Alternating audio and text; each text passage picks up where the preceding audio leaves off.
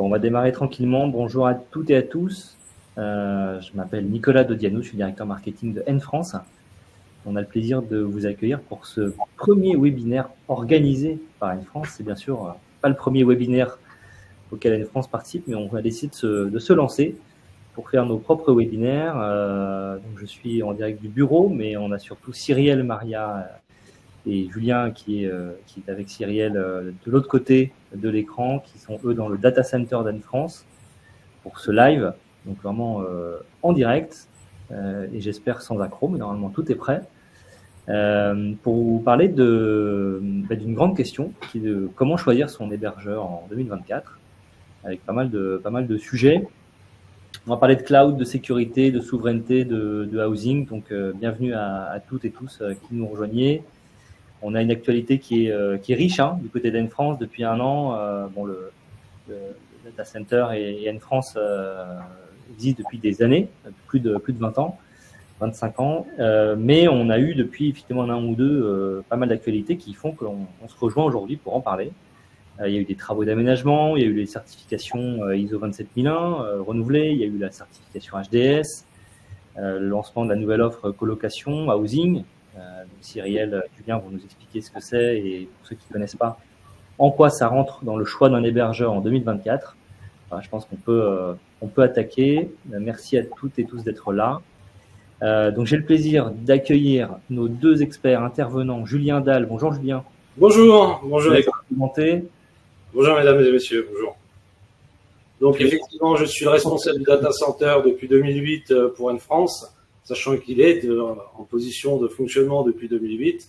Et je suis chez N France depuis 2007 en tant qu'administrateur système à l'époque pour entrer chez N France. Et maintenant, effectivement, depuis 2008, je m'occupe de toute l'infrastructure du data center au niveau des fibres optiques arrivantes, donc des infrastructures même, évidemment de tout ce qui fait le fonctionnement d'un data center, son électricité, son système de refroidissement et la construction des serveurs qui permettent d'animer les hébergements d'N France, aussi bien les hébergements secs que les clouds, ainsi qu'une partie de la colocation avec un de mes camarades chefs de projet.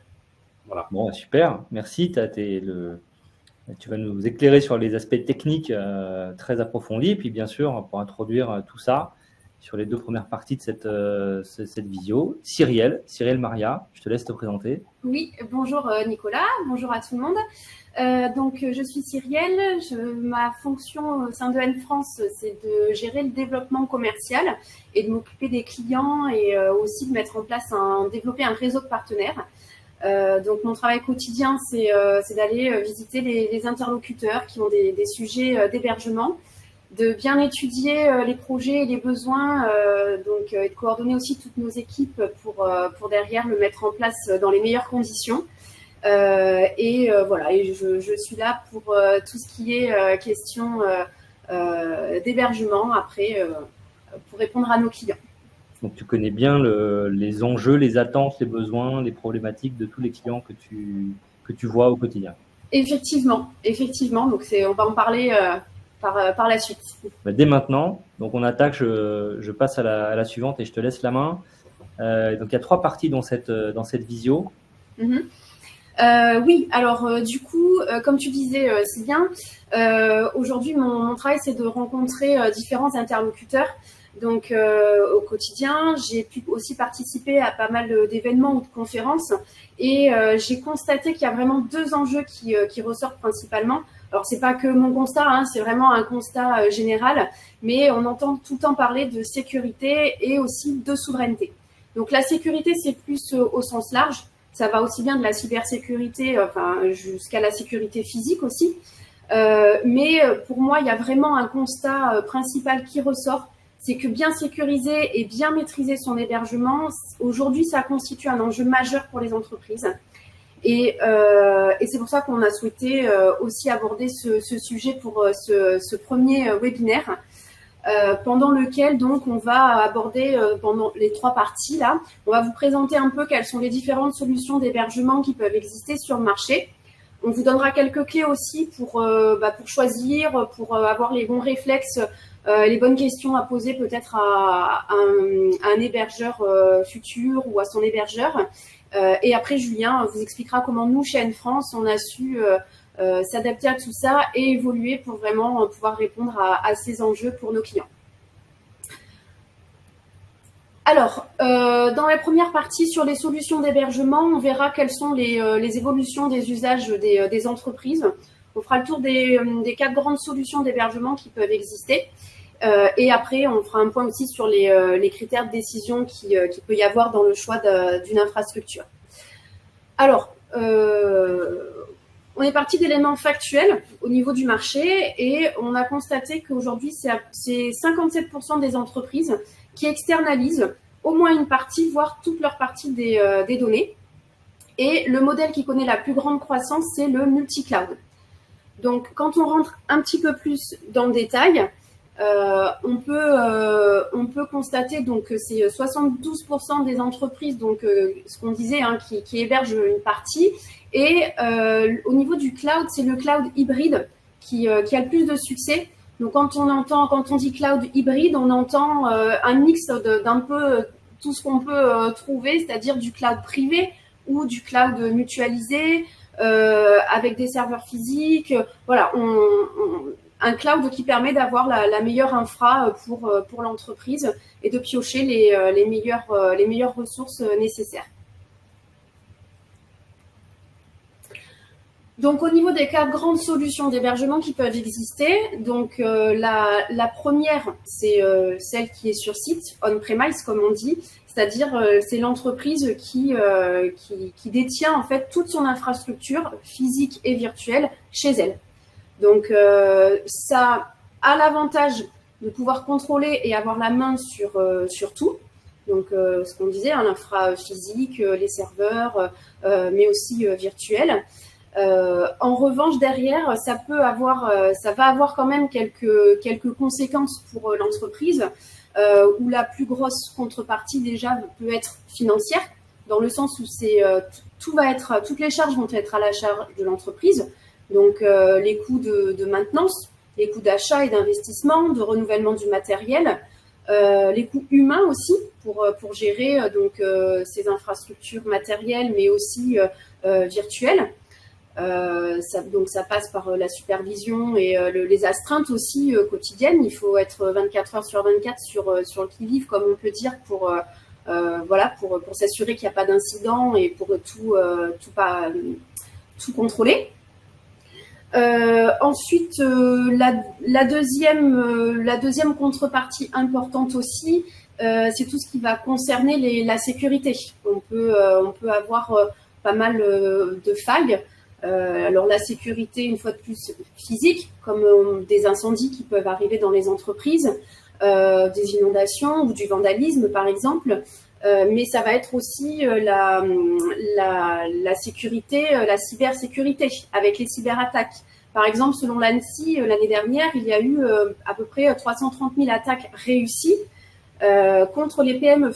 Donc, ça représente beaucoup d'attaques et du coup, derrière, il faut pouvoir sécuriser toute son infrastructure contre ces attaques et les protéger.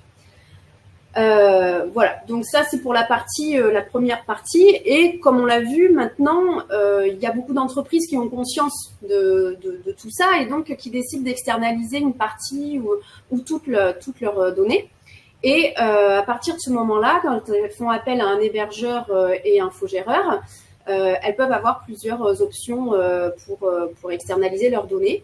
Donc, une première option, c'est le cloud privé. Donc là, on va vraiment être sur une infrastructure dédiée à l'entreprise. Donc, il n'y a que l'entreprise sur cette infrastructure, ce qui fait qu'on est sur un haut niveau de sécurité et des hautes performances aussi au niveau des ressources qu'on peut vraiment piloter et gérer comme on le souhaite.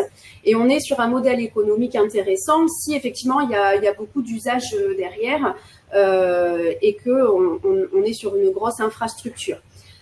Donc le pendant de cette solution, c'est que ça reste un coût important et qui peut être réservé effectivement à des grosses entreprises qui ont vraiment des gros enjeux en termes de sécurité ou autre. Donc ensuite, pour une solution un petit peu plus abordable, on va retrouver le cloud public ou le cloud hybride. Donc, ça va être un cloud qui va être mutualisé, qui sera autant sécurisé, mais où on va mutualiser les ressources. L'hébergeur va mutualiser toutes les ressources pour plusieurs entreprises.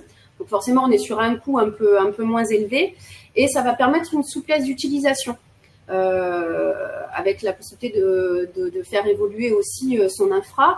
Mais derrière, l'infrastructure va être plus disponible au niveau des serveurs, du stockage et au niveau du cloud. Voilà, donc on va retrouver ici un rapport qualité-prix entre guillemets un peu plus optimal et optimisé et accessible pour le coup pour toutes les entreprises. Et bien évidemment, ce cloud va s'adapter une fois de plus aussi aux besoins de chaque entreprise en termes de ressources et de sécurité, de disponibilité et autres. Alors, les pendants de cette solution, c'est que si on est sur un cloud, par exemple, mutualisé plus, parfois, si nous, on a un site où voilà, des besoins un peu plus importants, une bande passante un peu plus importante, par exemple, pour X raisons, parfois, il se peut que ça ne sera pas adapté si on a des pics de charge importants. Là, on parle vraiment du mutualisé plus. Donc, c'est le pendant. Et après, l'infrastructure est partagée. Donc, une fois de plus, c'est sécurisé, mais sur un cloud privé, on est vraiment dans une atmosphère et dans un environnement que dédié à l'entreprise. Et enfin, la dernière solution, c'est la colocation ou le housing. Donc là, l'idée, c'est de pouvoir faire bénéficier à l'entreprise la structure physique du data center, donc avec toute la sécurité que vous expliquera Julien tout à l'heure, que l'hébergeur peut mettre en place. Donc l'hébergeur met à disposition une baie qui va être vide. Alors ça peut être une baie ou des serveurs. Et l'entreprise va pouvoir louer cette baie, bénéficier de toute la sécurité autour, mais venir déposer ses propres serveurs à elle et garder vraiment la main sur son cloud, sur ses hyperviseurs, enfin sur toute son infrastructure, puisque là, c'est l'entreprise qui va gérer son infra et qui aura accès au data center, alors de manière sécurisée, pour pouvoir venir accéder à ses serveurs. Donc, du coup, là, on est sur l'évolution, on va dire, du on-premise en bénéficiant de la structure autour. Donc, en résumé, à partir du moment où vous décidez d'externaliser une partie ou toutes vos données, vous allez avoir plusieurs avantages. Il y a la conformité réglementaire, puisque un hébergement se doit aussi, on le verra, d'être certifié parfois et réglementé. Ensuite, tous les investissements matériels sont à la charge de l'hébergeur. Vous avez une sécurité plus, on va dire, avec la confidentialité des données et tout ce qui va autour, et une économie sur la maintenance du matériel et l'infogérance de toute votre infra. Aujourd'hui, donc, on a pu constater, si on fait un tour d'horizon des entreprises et qu'on leur pose la question quel est le critère le plus important en fait dans le choix d'hébergement, ce qui ressort dans cette étude, c'est que la cybersécurité est le critère le plus important. Vient après la facilité de migration, la conformité réglementaire et la protection, mais surtout la souveraineté des données. Parce qu'aujourd'hui, il y a de plus en plus d'entreprises ou les clients des entreprises qui demandent à être hébergés en France.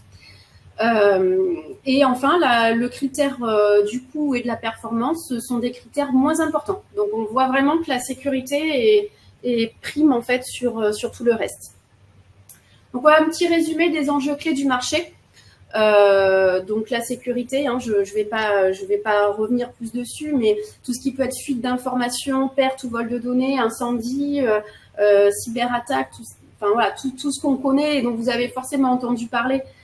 C'est vraiment un enjeu majeur et pour les entreprises. Donc, bien sécuriser son hébergement ou au moins mettre en place des backups chez un hébergeur et dans des locaux adaptés, c'est important. Ensuite viennent la conformité et la réglementation, puisqu'il y a des entreprises qui sont soumises à des réglementations particulières. Je prends l'exemple du HDS pour les données de santé.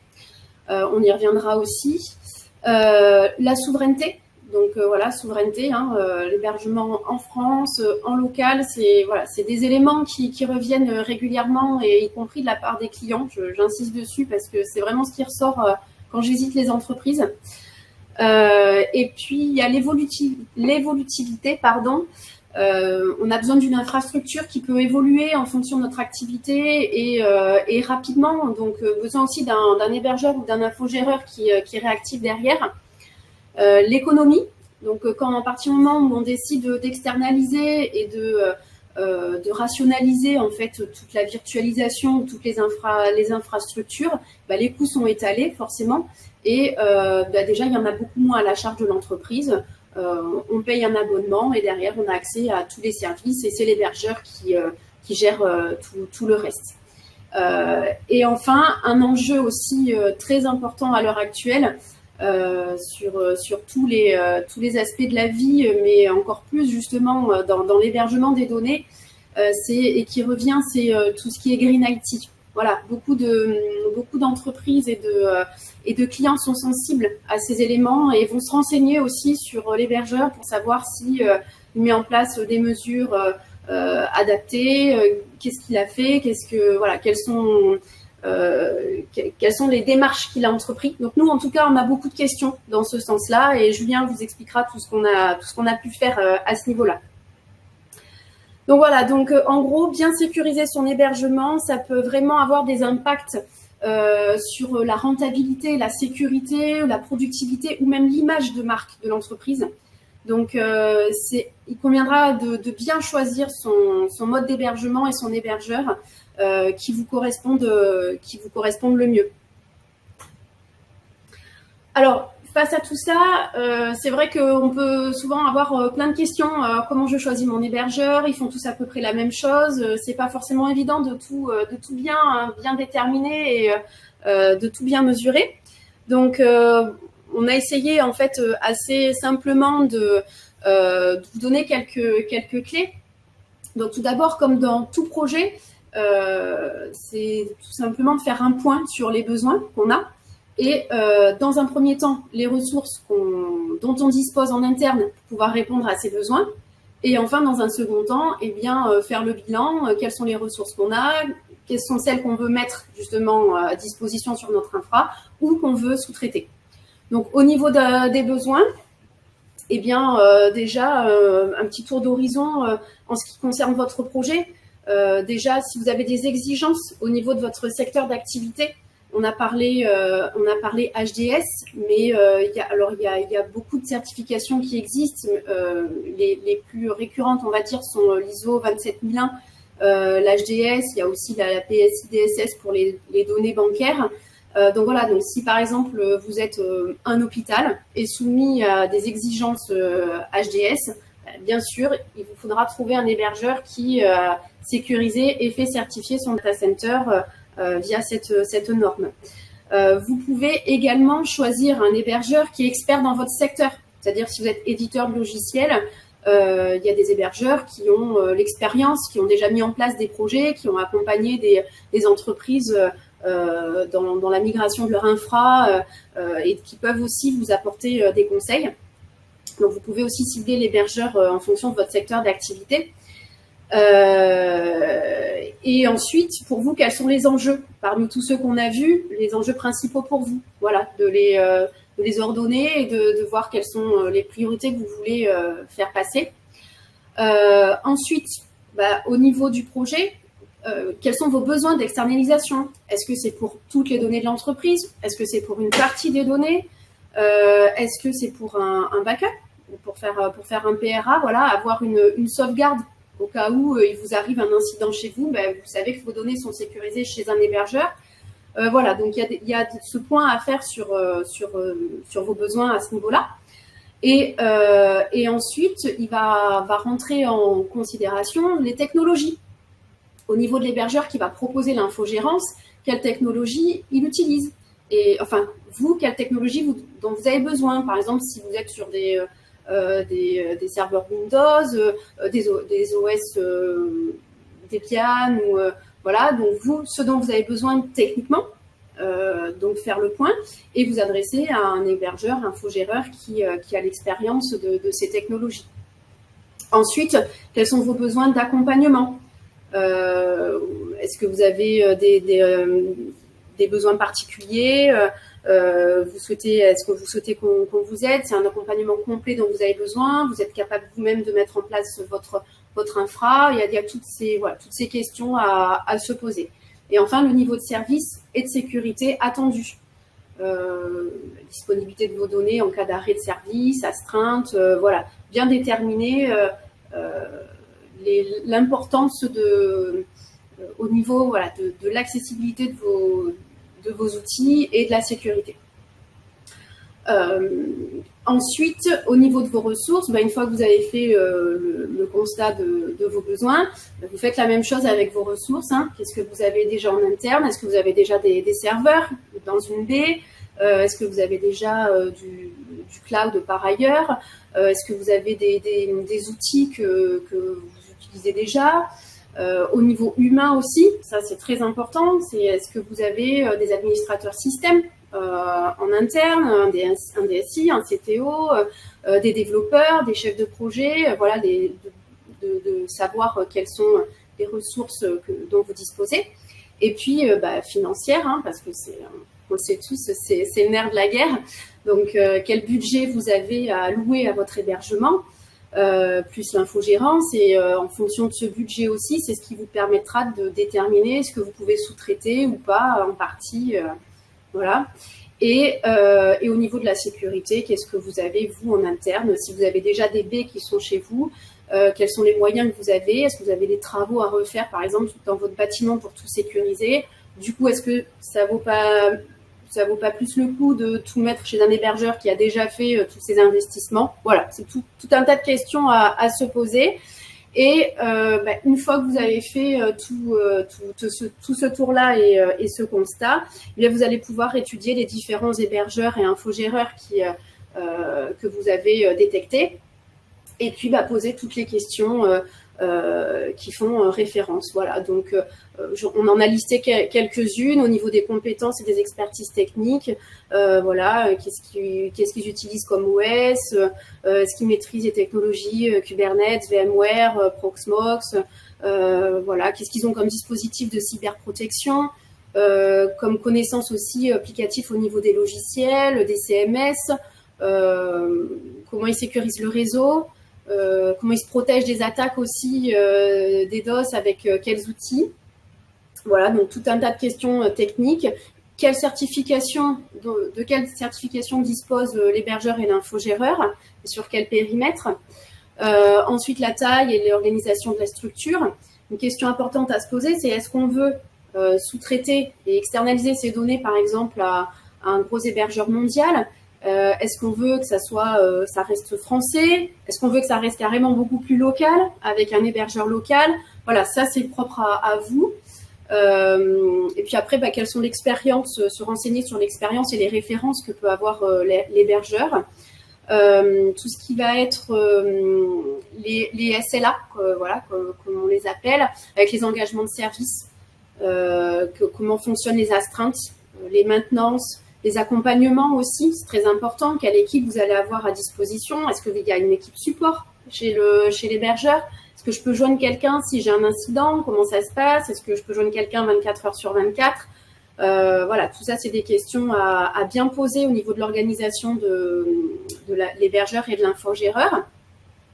Et ça vous permettra donc de bien évaluer le niveau de service. Puis la localisation des données et le catalogue de services. Est-ce que l'hébergeur qui va héberger les données et proposer du cloud, par exemple, est-ce qu'il propose l'infogérance? Jusqu'à quel niveau? Tout ça, c'est des questions que vous pouvez aussi aborder et définir en fonction de chaque hébergeur. Et une fois que vous aurez bien tout déterminé, il y a plusieurs schémas qui vont s'offrir à vous et qui vous permettront de déterminer si vous voulez du cloud infogéré à 100% ou pas, une colocation, Et pour terminer, j'ai envie de dire que un critère aussi principal, c'est que quelles que soient les orientations que vous prenez, assurez-vous d'avoir en interne un interlocuteur avec des compétences larges, pouvoir gérer les relations avec l'hébergeur et les différents intervenants, et pour pouvoir piloter tout ça.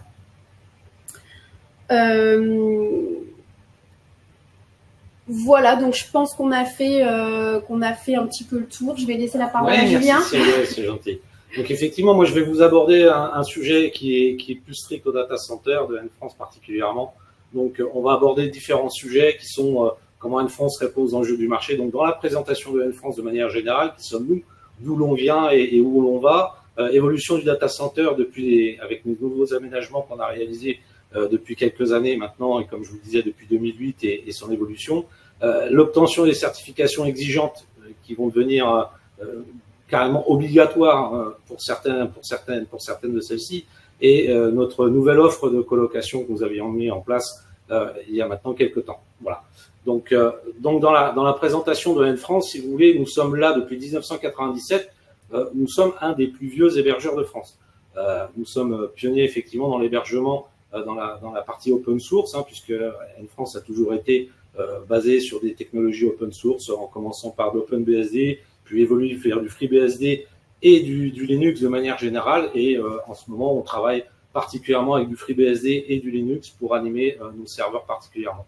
Et donc en 2008, nous étions plutôt, jusqu'en 2008, plutôt on était orienté vers du B2B, donc c'est-à-dire on s'orientait vraiment vers de l'hébergement mutualisé à offre de clients, entre guillemets, sur des hébergements assez simples, pour vous donner un ordre des hébergements à 10 €. Et depuis 2008, effectivement, et depuis la mise en place du data center d'N-France, sachant que c'est un data center qui est orienté vers notre service principal, qui est l'infogérance, donc on l'a fait évoluer vers des solutions beaucoup plus pointues, et notamment à partir de 2012-2015, où là, cette fois-ci, effectivement, on a complètement attaqué la partie cloud, et on s'est orienté vers cette offre de type d'hébergement.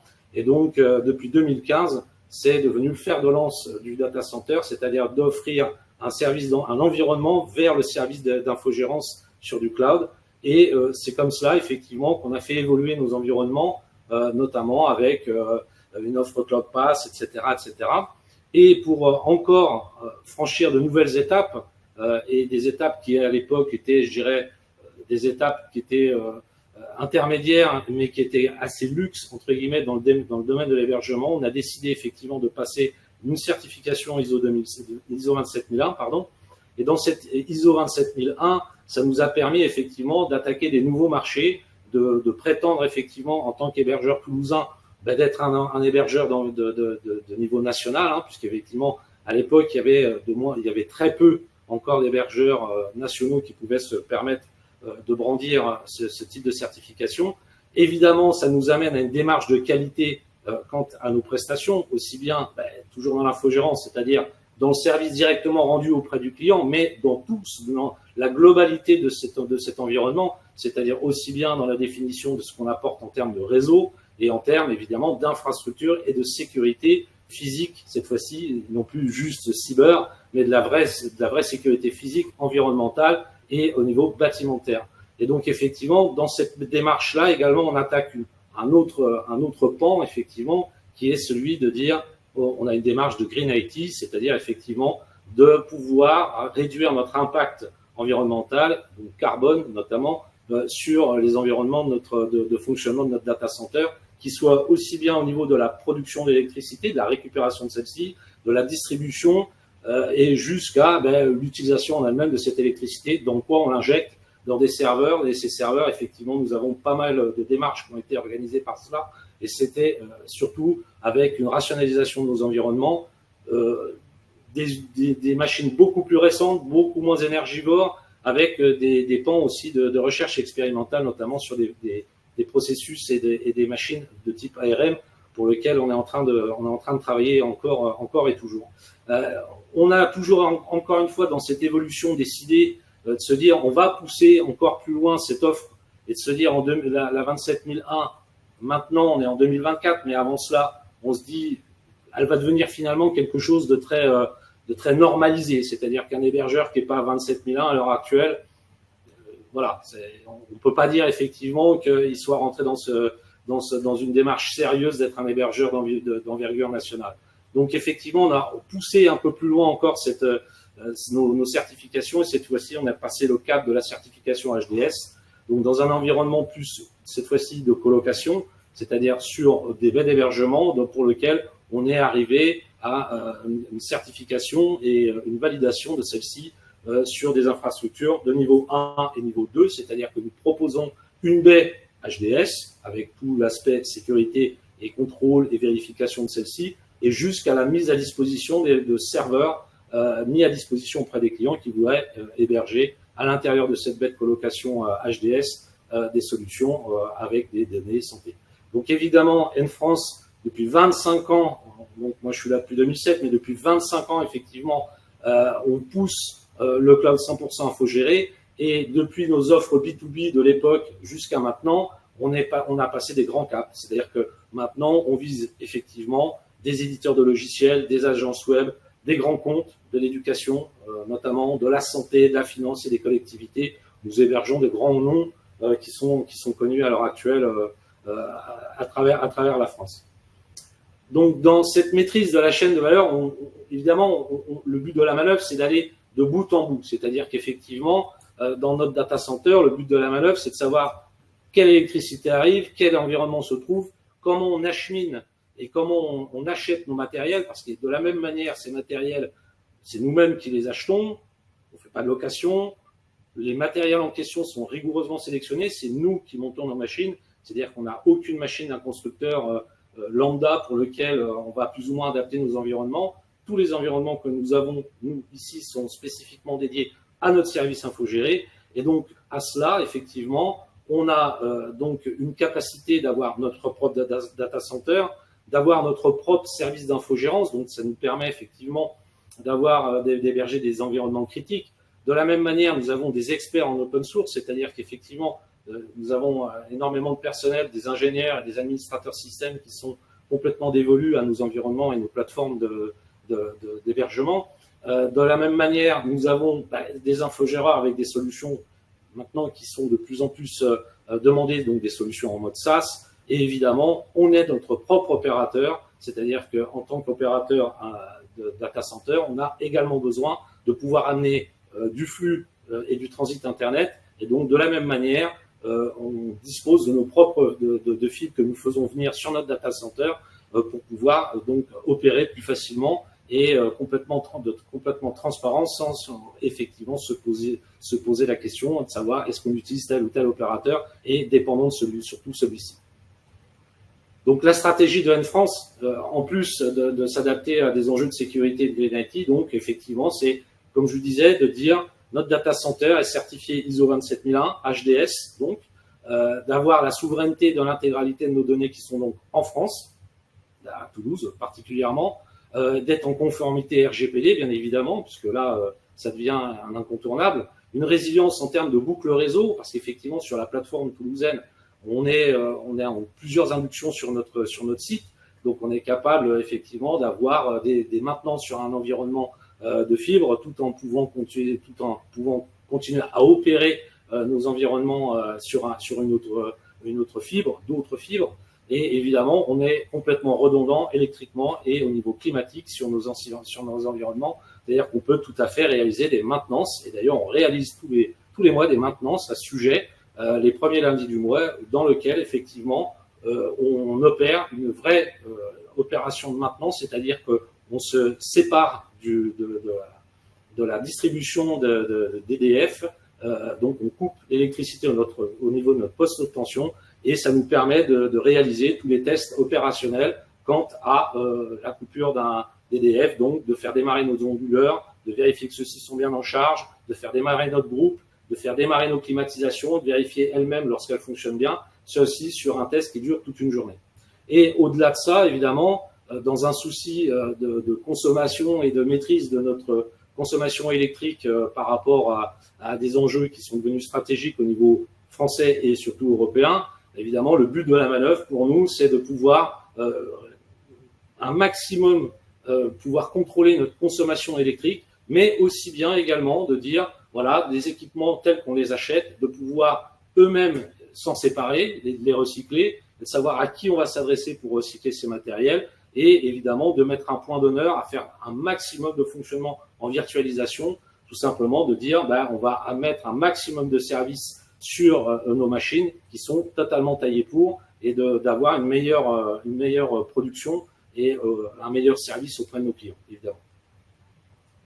Donc, dans notre data center, effectivement, est sécurisé, qui est lui-même certifié. Donc, on a un data center niveau tier 3 qui est en propre, hein, qui nous appartient. Et nous avons effectivement deux data centers secondaires, donc qui nous permettent d'avoir notamment, évidemment, du PRA. Donc, au cas où effectivement nous aurions un gros problème de disponibilité, où on a toujours un plan de reprise d'activité derrière sur des data centers distants, aussi bien sur la région toulousaine que sur une zone géographique complètement différente et qui se trouve de l'autre côté de la France, de façon justement à éviter tout problème géographique cette fois-ci. Donc, ça nous permet effectivement d'avoir une sécurité de l'information qui est capable d'être remontée à n'importe quel moment. On a une capacité à l'heure actuelle de 200 serveurs qui sont effectivement mis en place avec 80 baies au maximum à l'heure actuelle, avec 25 baies en colocation. Donc, on a une belle salle d'hébergement de 400 mètres carrés avec une puissance électrique distribuable de 650 kVA sur un poste haute tension sur lequel nous avons un groupe électrogène de 880 kVA qui est beaucoup plus gros, qui permet effectivement de pouvoir même gérer des démarrages de climatisation. En cas de gros problèmes, nous pourrions démarrer énormément de climatisation, notamment puisque nous sommes sur une région qu'on appelle chaude, et ça nous verrons plus tard. Et deux locaux onduleurs distincts, effectivement. On a vu ce que pouvait créer un démarrage de feu sur certains hébergeurs de confrères. Effectivement, les deux locaux de nos onduleurs sont parfaitement étanches et sont parfaitement scindés de l'ensemble de la salle d'hébergement et des infrastructures de manière générale avec leur propre système d'extinction. Donc, notre data center dispose d'une redondance intégrale et complète. Voilà, je veux dire, la boucle réseau est complètement redondée. Notre électricité de la même manière, notre induction électrique. Nos climatisations, nous disposons de 5 armoires de climatisation, nous en faisons tourner 2, et donc nous avons largement de quoi faire redémarrer d'autres climatisations derrière, et évidemment tout ça est articulé autour de processus liés à l'ISO 27001 notamment, et HDS pour la partie colocation. Donc, dans notre boucle réseau, comme je vous l'expliquais, donc on est hautement résilient et performant. Hein, donc, on est notre propre opérateur, c'est-à-dire qu'on a un numéro d'AS, le 15826, que vous pouvez retrouver sur Internet. Nous sommes un bout d'Internet. Hein, nous sommes un vrai opérateur, tel que pourraient être les opérateurs que vous pouvez connaître aussi bien avec un logo orange qu'avec un logo rouge, évidemment. Donc, on a des chemins de fibre taillés pour faire du 10 gigabits seconde, auquel on peut upgrader jusqu'à du 40 à l'heure actuelle sur certains points. On a des points de présence effectivement sur la région toulousaine, donc sur un data center de Zayo à Balma, sur un DC de Ramonville, le POP de Cogent et sur des plateformes parisiennes donc qui sont à Telehouse. Donc ça également c'est très intéressant pour pouvoir avoir un peering et avoir une capacité de distribution de notre réseau à travers la France, l'Europe et le monde. Donc on a également des accords de transit avec des opérateurs tiers. Donc, évidemment, nous avons Zayo, Orange et Cogent, donc pour la partie toulousaine et pour la partie nationale, ainsi que des réseaux très dédiés et spécifiques, notamment avec le réseau Renater. Donc, je vous rappelle, effectivement, le réseau Renater est un réseau assez particulier puisque celui-ci anime notamment les universités de France et pour pouvoir s'interconnecter avec ce type de réseau, il faut montrer vraiment patte blanche. Donc, dans les points d'échange, on est sur du Francix et de l'Equinix. Je dirais maintenant, ce sont des opérateurs et des points d'échange qui sont primordiaux pour pouvoir faire une belle distribution à travers la région et l'Europe et de manière générale. Donc, notre data center, comme il est fait, voilà, vous avez une boucle réseau, donc avec des capacités d'interruption, parce qu'effectivement, il peut y avoir des maintenances, tout simplement, voire surtout des travaux et des interruptions de service. Le coup de pelleteuse dans la rue, est toujours envisageable. Donc, effectivement, à partir du moment où on peut avoir une maintenance ou une interruption de service sur l'un de ces brins, nous sommes tout à fait capables de pouvoir réenvoyer l'intégralité de ce flux sur une autre boucle qui nous permet d'être donc toujours visible H24, 365 jours.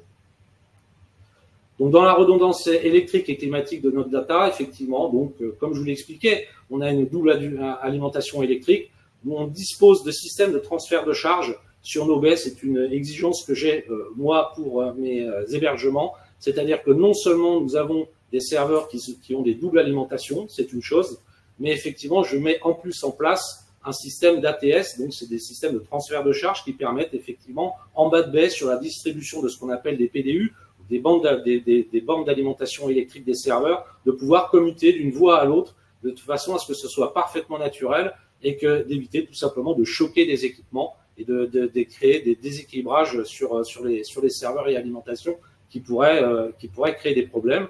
Donc, de la même manière, on a un groupe électrogène de secours testé régulièrement, ce que je vous expliquais. Donc, effectivement, ce groupe électrogène est testé pendant plusieurs heures chaque mois, les premiers lundis du mois. C'est très clair à ce sujet. Donc, effectivement, on fait une coupure à niveau de notre poste de tension. On démarre notre groupe électrogène qui est donc à démarrage automatique, qui détecte effectivement la non-présence d'alimentation sur nos systèmes TGBT, et donc on fait fonctionner nos onduleurs, on vérifie, on scrute notre capacité effectivement en termes d'autonomie batterie, etc. Nos climatisations, de la même manière, on fait des tests de démarrage. Comme je vous l'expliquais, on a effectivement sur nos 5 armoires de climatisation, on fait tourner seulement 2, et ça nous permet de démarrer l'intégralité de nos armoires pour vérifier leur bon fonctionnement, sachant qu'effectivement, même ces unités de refroidissement comportent à l'intérieur des compresseurs, et ça c'est ce qui est le plus important, donc qui produit le froid avec une redondance de cette même manière, c'est-à-dire que même une armoire, si un des compresseurs tombe en panne, on peut encore fonctionner sur un seul compresseur. Et effectivement, on a mis en place des alternances avec des systèmes de call corridor. Donc, effectivement, ça nous permet d'avoir une meilleure distribution de l'air frais, entre guillemets, à l'intérieur de notre data, donc qui nous permet de mieux maîtriser notre consommation électrique, puisqu'évidemment, 2 choses sont importantes. C'est ce qui nous permet de faire ce ratio entre combien d'énergie on utilise pour alimenter nos serveurs, combien d'énergie on utilise pour refroidir ces serveurs, et c'est ce qu'on appelle le PUE. Et donc, vous avez un engagement d'Enfrance du calcul du PUE qui est fait pour cette année 2023, qui, je vous le rappelle, a été une des années les plus chaudes jamais enregistrées. Nous sommes sur 1,5. C'est-à-dire que pour 1 ampère consommé sur un serveur, nous utilisons 1 ampère,5 pour le refroidir. C'est un très très bon résultat. On peut être fier de ça également, parce qu'effectivement, c'est un gros travail aussi bien au niveau du data center que sur nos serveurs en eux-mêmes et sur l'administration qu'on en fait et de leur répartition. Et ça nous permet effectivement d'avoir un SLA de garantie de 99,982 comme point de capacité sur notre environnement. Voilà. Donc les plus, effectivement, c'est l'accompagnement par la société Capingelec, parce qu'évidemment, vous imaginez bien qu'Enfrance, en étant responsable data center, en étant administrateur système et ayant beaucoup de casquettes, il faut avoir beaucoup de connaissances et de mise à disposition. Donc effectivement, on s'entoure évidemment d'un acteur qui est européennement reconnu comme étant une des meilleures sociétés dans l'ingénierie de data center, donc la société de Capingelec, avec qui je travaille très très régulièrement, donc pour amener des points d'évolution et de rénovation, puisqu'on fait évoluer évidemment ce data center et cette évolution des composants électriques et des CVC, donc des climatisations, pour que nous soyons en conformité par rapport aux réglementations et les exigences de sécurité, ainsi que de la démarche Green IT, c'est-à-dire de la maîtrise la plus absolue de nos consommations électriques pour nos serveurs et pour nos systèmes de climatisation. Donc effectivement, comme disait Cyrielle tout à l'heure, dans la point de vue de la sécurité informatique, nous avons donc entrepris depuis 2017 de commencer à attaquer, d'avoir des certifications ISO 27001 et puis HDS. Et donc effectivement, on est présent, donc Enfrance étant présent dans plusieurs data centers. Notre premier data center principal, celui qui est donc présent à Ramonville, est hébergé également sur des PRA à Toulouse et à Nantes, donc comme je vous disais, sur des plateformes géographiquement complètement différentes, notamment pour Nantes, eux-mêmes étant Tier 3, ISO 27001 à minima, sinon ça n'aurait pas de sens d'avoir des PRA qui seraient hébergés chez des opérateurs qui ne le seraient pas. Donc depuis 2020, effectivement, donc on a un socle d'hébergement de haute sécurité. Donc on est validé par la FNOR, donc on a des auditeurs qui viennent vérifier l'intégralité de nos procédures, de nos protocoles de fonctionnement, sur l'intégralité de notre périmètre réseau et sur celui du data center. Et donc c'est l'AFNOR qui chaque année fait des vérifications et nous fait les renouvellements, en l'occurrence en 2023, c'est-à-dire qu'on a réussi à passer le cap de la première certification, des audits de contrôle, puis du renouvellement intégral de celui-ci. Et effectivement, en 2024, décembre dernier, nous avons été audités par un auditeur, donc HDS, qui est venu visiter notre data center et faire des points de contrôle très précis et très spécifiques par rapport à l'HDS, notamment sur la colocation spécifiquement, quant à l'accès à une baie, etc., notre système de vidéosurveillance. Et effectivement, sur les années qui vont venir, en 2025, on cherche effectivement également à se qualifier pour obtenir une certification SecNumCloud. Encore une fois, c'est une certification qui est très difficile à obtenir. Très peu d'acteurs en France l'ont. On tend à aller vers celle-ci. Et donc, en 2025, on cherche à avoir cette qualification, de savoir à quel niveau on se trouve, nous, pour pouvoir obtenir cette certification SecNumCloud.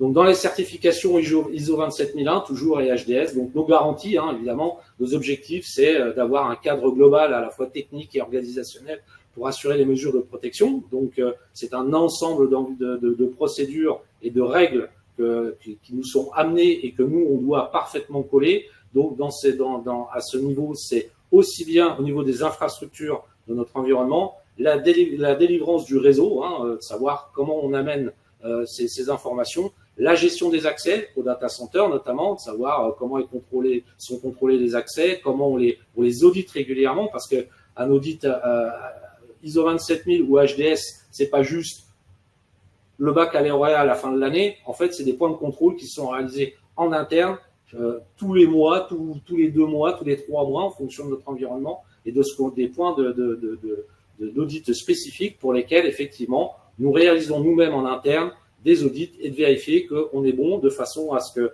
lorsqu'on passe l'épreuve finale chaque fin d'année, on puisse dire, voilà, regardez monsieur l'auditeur, madame l'auditrice, voilà ce qui s'est passé, allez-y, contrôlez-vous par vous-même et voyez effectivement tous ces points de contrôle qui ont été réalisés et nous donner ou pas cette certification. Donc effectivement, les périmètres sont des offres d'hébergement et des services d'infrastructure du cloud public. Donc, de la même manière, ça permet effectivement de montrer auprès de nos clients, cette fois-ci, de dire, voyez, les clouds publics d'Aine-France et les offres d'hébergement sur ceux-ci sont certifiés ISO 27001. Donc, dans la version HDS, cette fois-ci, qui est une surcouche à l'ISO 27001, puisque HDS s'appuie très largement sur la 27001, donc c'est d'aller dire, écoutez, de la même manière, on vous garantit une sécurité, des confidentialités, de la traçabilité, puisque vous imaginez bien que héberger de la santé, évidemment en France, c'est un sujet très pointu, et ce qui est logique de toute façon. Donc effectivement, nous-mêmes, nous avons été certifiés sur cette partie-là. Donc au niveau 1 et 2, donc pour revenir sur ces critères qui sont stricts, c'est la mise à disposition, le maintien en condition opérationnelle, le MCO, sur l'infrastructure matérielle et du système d'information utilisé pour le traitement des données santé. C'est vraiment le principe d'expliquer comment, effectivement, nous gérons la partie colocation sur la partie colocation pure, avec une baie pour le niveau 1 et niveau 2, incluant cette fois-ci la baie plus des mises à disposition de matériel, donc de serveurs qui permettent effectivement de faire de l'hébergement sur de l'HDS. Donc pour obtenir la certification HDS, ça se réalise en plusieurs étapes. Donc, il y a une pré-visite d'évaluation. Alors, on dit facultative, mais bon, voilà, ou alors il faut vraiment être très sûr de soi. Mais la visite d'évaluation permet toujours de pouvoir, un peu comme je vous l'expliquais tout à l'heure, vis-à-vis du SecNumCloud, de dire est-ce que je suis capable, quel est le gap, quel est le niveau, quel est le pas que j'ai à franchir pour pouvoir avoir cette certification. Nous faisons ensuite une préparation à l'audit, c'est-à-dire qu'on regarde l'intégralité de ce qui est demandé dans cette certification HDS et de se préparer, de dire voilà, il nous faut ceci, est-ce que ça c'est bien prêt, etc. Nous avons l'audit documentaire cette fois-ci, c'est-à-dire que là nous avons un auditeur ou une auditrice qui vient sur site et qui va, entre guillemets, éplucher et regarder l'intégralité de nos procédures et comment elles sont menées. Ensuite, on a un audit sur site, donc cette fois-ci la personne se déplace directement sur nos infrastructures, dans le data center, et cette fois-ci, c'est le passage à l'auto-école. Voilà, c'est montrez-moi ça, montrez-moi ça, montrez-moi ça, etc. Et là, effectivement, il faut que tout soit absolument rectable pour qu'ensuite on puisse avoir la 5e étape, l'étape de délivrance, entre guillemets, qui finalement est une délivrance ponctuelle, puisqu'on repart à chaque fois sur un nouveau cycle d'amélioration et de vérification de nos environnements en disant là, on peut encore ajouter un point, etc., etc. C'est le principe même des normes de manière générale. C'est toujours un principe d'amélioration continue et de contrôle de celle-ci, etc., etc. Je rentrerai pas sur des sujets de type utile, mais on est totalement dans cette boucle-là. Hein, on vérifie, on fait, on réalise, on contrôle et on améliore dans le principe. Donc les démarches éco-responsables, de la même manière, ça c'est sur la partie tout à fait Green IT. Alors au-delà du principe même de se dire est-ce qu'on est éco-responsable par rapport aux choses, etc., c'est de se dire dans nos démarches à nous, on a également notre responsabilité en tant que citoyen, mais aussi on a des responsabilités vis-à-vis de la France et de l'Europe cette fois-ci. Donc on est dans un principe, dans une boucle de dire il faut qu'on fasse des réductions d'énergie, donc voilà, l'installation de call corridors, d'isolation, etc., des serveurs qui sont moins énergivores, de recyclage de nos équipements. Il faut évidemment aussi prendre nos serveurs et se dire ceux-ci sont obsolètes ou vont pas tarder à l'être, et donc il va falloir les faire évoluer. Donc pour cela, effectivement, on s'appuie sur des sociétés toulousaines qui sont elles-mêmes certifiées et pour lesquelles il y a un engagement aussi bien éco-responsable que social. On achète des matériels en faisant attention de ce qu'on achète et on monte nos propres machines tout en étant sans faire de stock surarmé, etc. Donc toujours dans la bonne mesure. Évidemment, ça nous permet de travailler sur la virtualisation, donc de pouvoir mettre beaucoup plus de services sur une même machine, hein, donc d'avoir une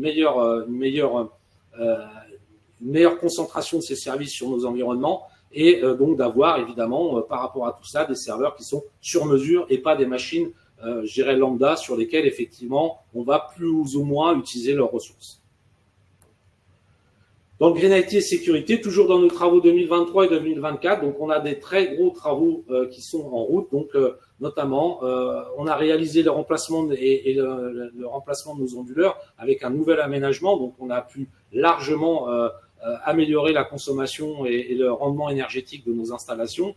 On est en train de travailler sur le remplacement intégral de nos systèmes de climatisation qui seront beaucoup plus puissantes puisqu'à terme le data center prend beaucoup plus d'ampleur en termes de machines et d'avoir une consommation énergétique bien mieux contrôlée en plus de ça par rapport à cet environnement, d'avoir des performances énergétiques sur nos consignes de température, ce qui va faire en sorte de pouvoir jouer sur le PUE de la consommation énergétique.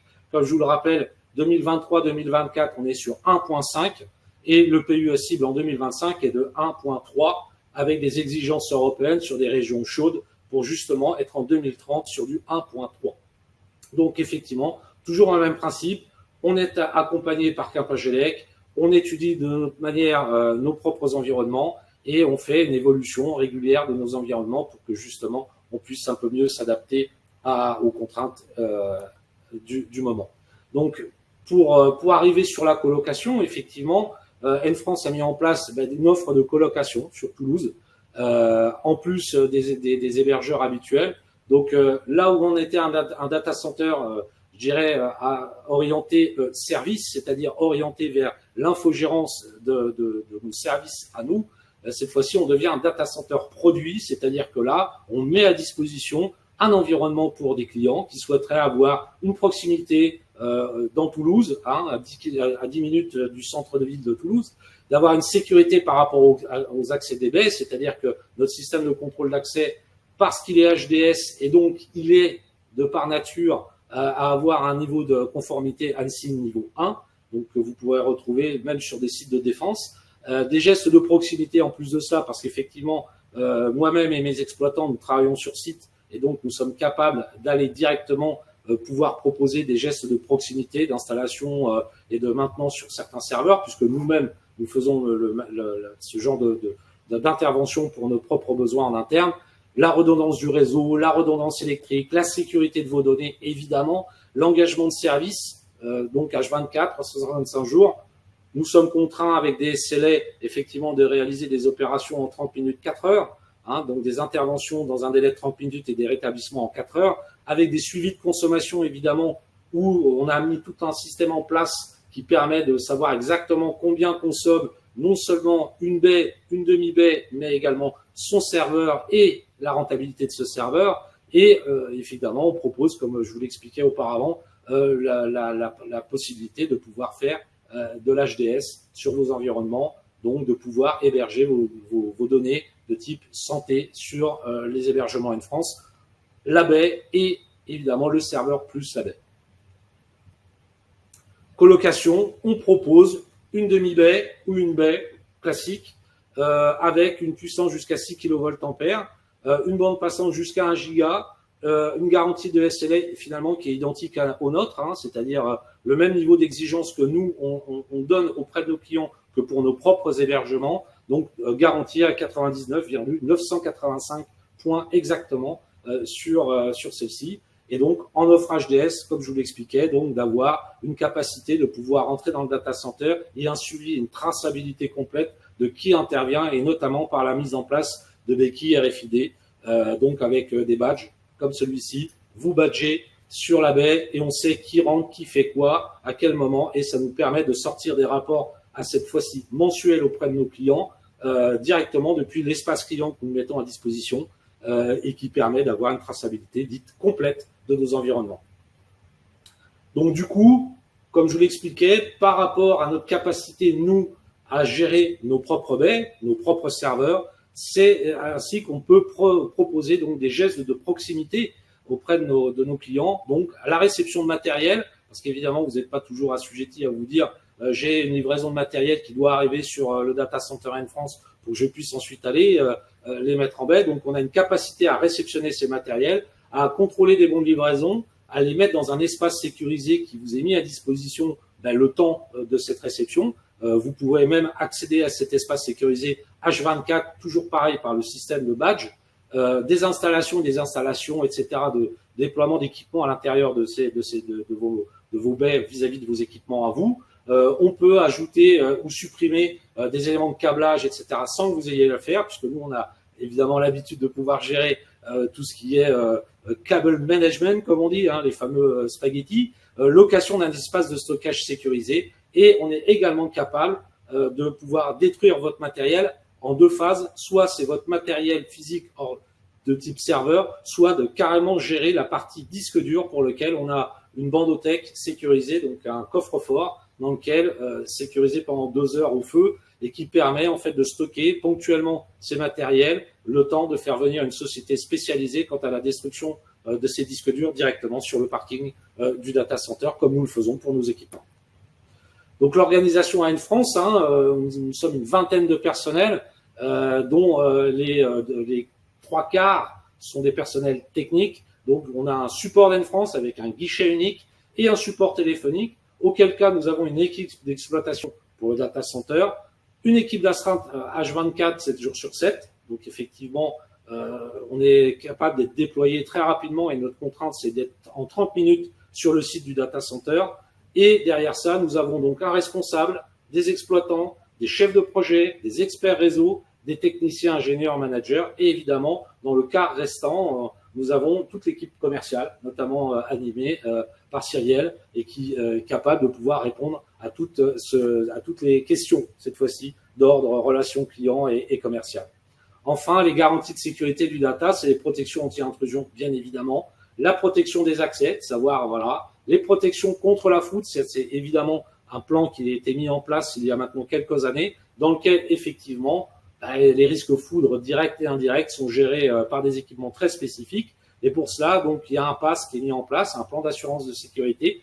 La sensibilisation des collaborateurs, c'est un systématisme chez nous, aussi bien lorsqu'un collaborateur arrive que dans le temps de la vie du collaborateur auprès de N-France. Donc, une sécurisation physique des accès et des locaux, c'est une évidence. Un dispositif mis en place pour assurer un service continu, c'est également une évidence. Et évidemment, des gestes de proximité que nous sommes capables de réaliser.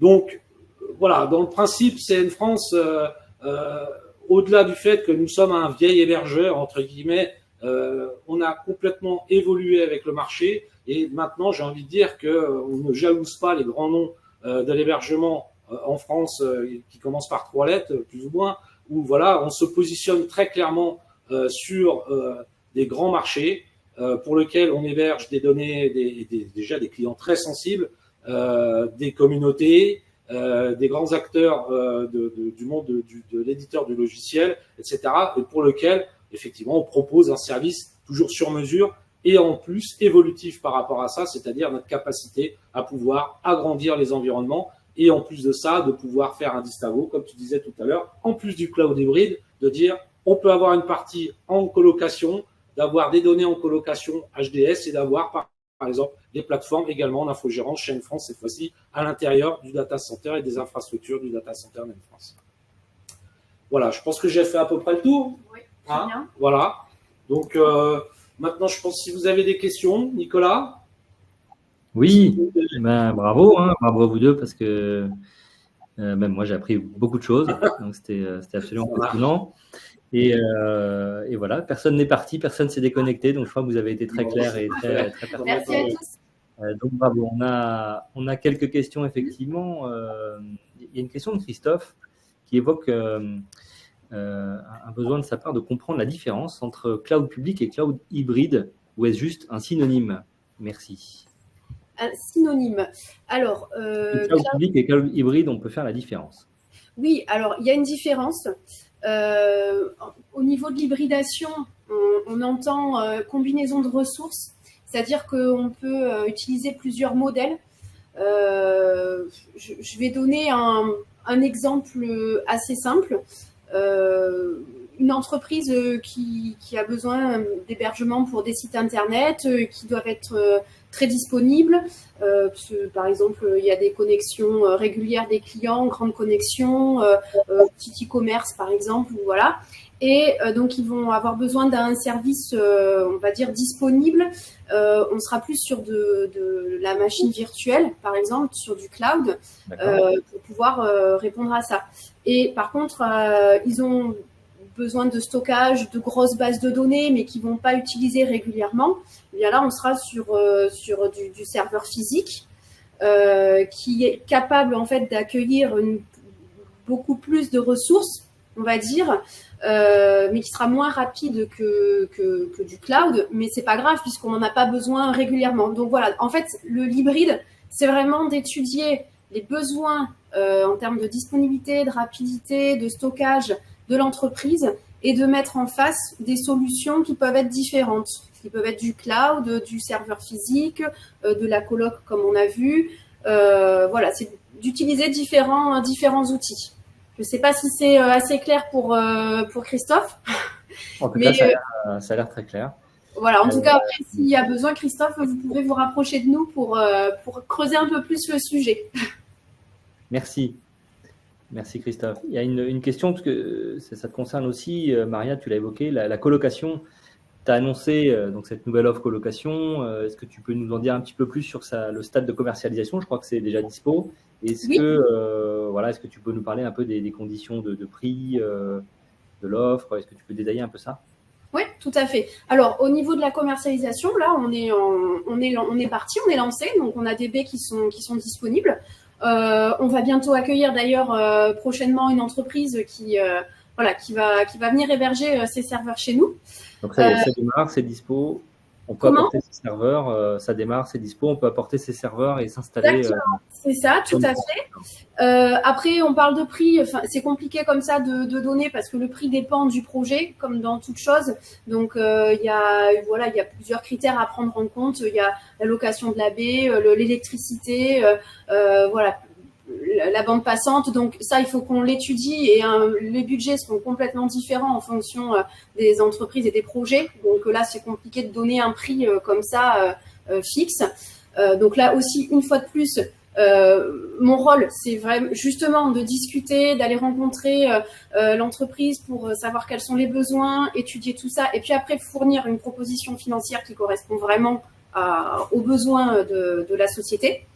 Et là, le niveau, donc c'est venez, on est prêt à vous recevoir. Donc, si vous avez des besoins de colocation, l'espace est ouvert, sécurisé mais ouvert.